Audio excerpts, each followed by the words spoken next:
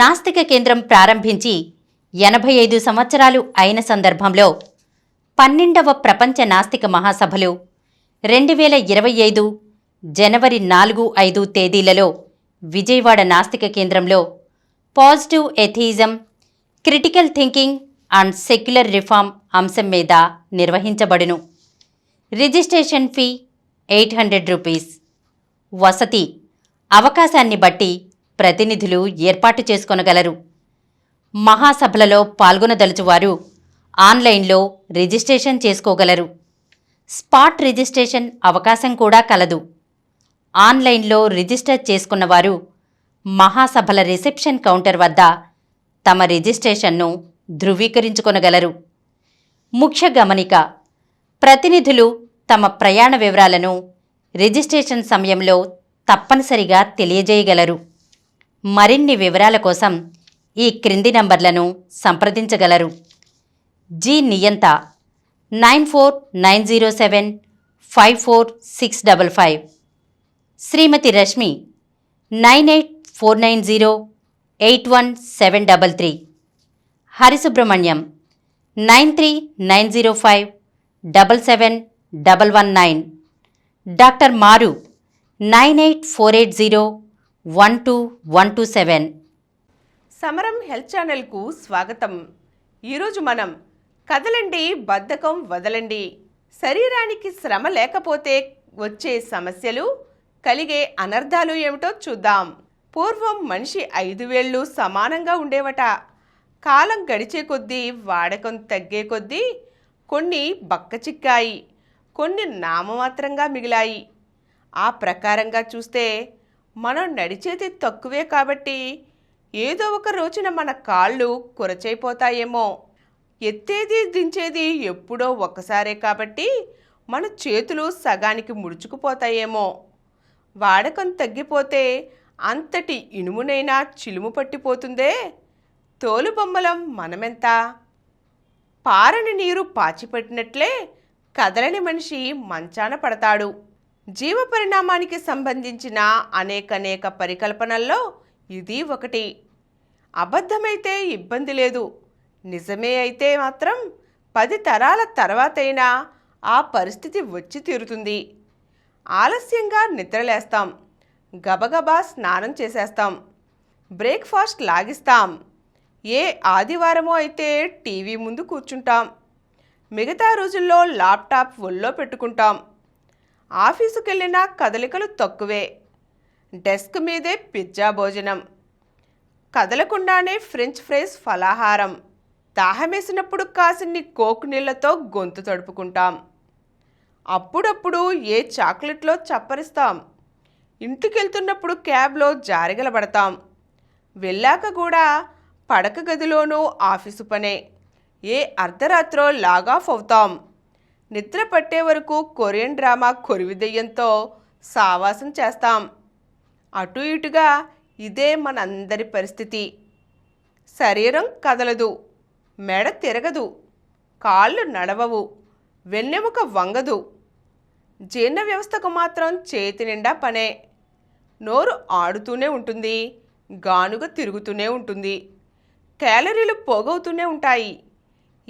బిగిన 4 గంటలు కూర్చుంటే అరడజను సిగరెట్లు కాల్చిపడేసినంత ప్రమాదమట.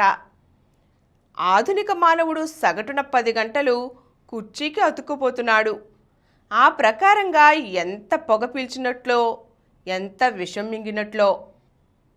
లేవండి, ఇకనైనా నడవండి, పరుగెత్తండి, బట్టలు ఉతకండి, ఇల్లు తుడవండి, పుస్తకాలు సర్దండి, డాబా మీద కూరగాయలు పండించండి, వంటింట్లో పిండి రుబ్బండి, స్విమ్మింగ్ పూల్లో ఈత కొట్టండి, మధ్యలో ఆపేసిన కరాటే ప్రాక్టీస్ మళ్ళీ మొదలు పెట్టండి.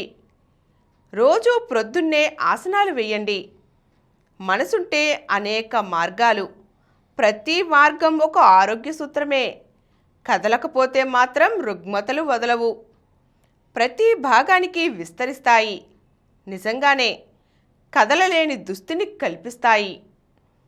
కదలికలు కరవైతే కండరాల సత్తువ తగ్గుతుంది, ఎముకల సాంద్రత పడిపోతుంది, ఆస్టియోపోరోసిస్ లాంటి సమస్యలు చుట్టుమెడతాయి. ఎముకలు పెలుసుబారుతాయి. చిన్న ప్రమాదాలకే పుటుక్కుమంటాయి. కీళ్లు బిర్రబిగుసుకుపోతాయి. ఆర్థరైటిస్ లాంటి సమస్యలు వస్తాయి. గుండె పంపింగ్ సామర్థ్యం తగ్గిపోతుంది. రక్త ప్రవాహం సజావుగా సాగదు. అదే అదనుగా హృద్రోగాలు దాడి చేస్తాయి. నాళాల్లో రక్త ప్రవాహానికి ఆటంకాలు కలుగుతాయి. అదనంగా అధిక రక్తపోటు సమస్య ఇబ్బంది పెడుతుంది. ఊపిరితిత్తుల సామర్థ్యం పడిపోతుంది. శరీరంలో ఆక్సిజన్ కొరత ఏర్పడుతుంది. ఊపిరి తీసుకోవడం భారంగానే అనిపిస్తుంది. నిస్సత్తువ ఆవహిస్తుంది. క్యాలరీలు కరగవు, కొవ్వు తరగదు.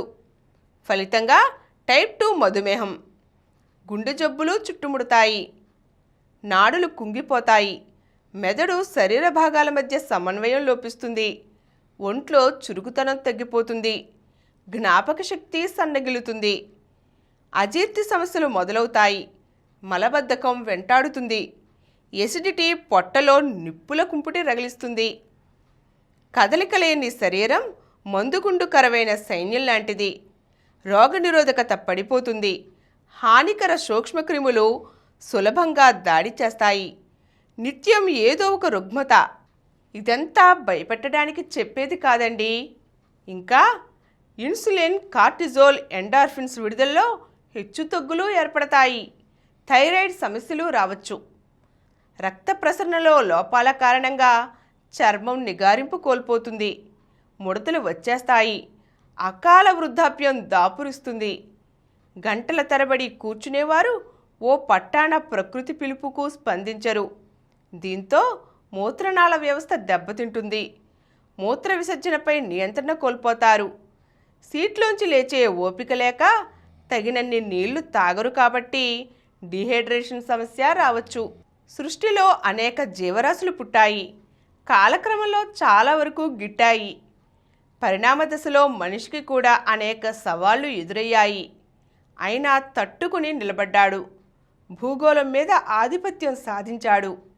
కారణం మనిషి చలనజీవి. అదే అతని విజయ రహస్యం. ఆకలి తీర్చుకోవడానికి జింకతో పోటీపడి పరిగెత్తాడు. అడవిలో ఏ అలికిడి వినిపించినా మెడను అటూ ఇటూ తిప్పి పరికించాడు. కరువు పరిస్థితుల్లో ఖండాలు దాటాడు. సాగు కోసం నేల బాగు చేసుకున్నాడు. చెమటలు చిందించాడు. పంటలు పండించాడు. చెరువులు తవ్వుకున్నాడు. నదులు దారి మళ్లించాడు. ప్రకృతిలోని అణువణువును, శరీరంలోని కణకణాన్ని తన విజయానికై ఉపయోగించుకున్నాడు. కదలికలతో ఉద్వేగాలను వ్యక్తం చేశాడు. సంతోషంలో మైమరిచి నాట్యం చేశాడు.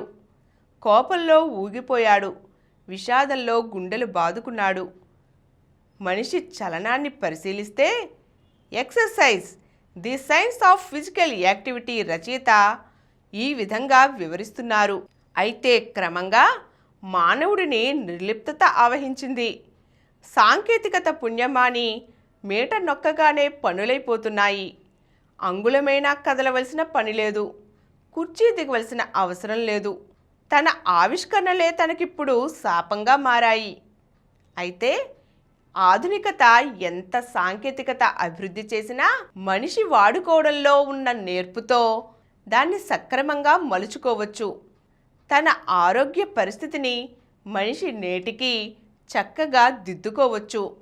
ఈ విషయమై మరికొన్ని అంశాలను మనం వచ్చే ఎపిసోడ్లో చూద్దాం.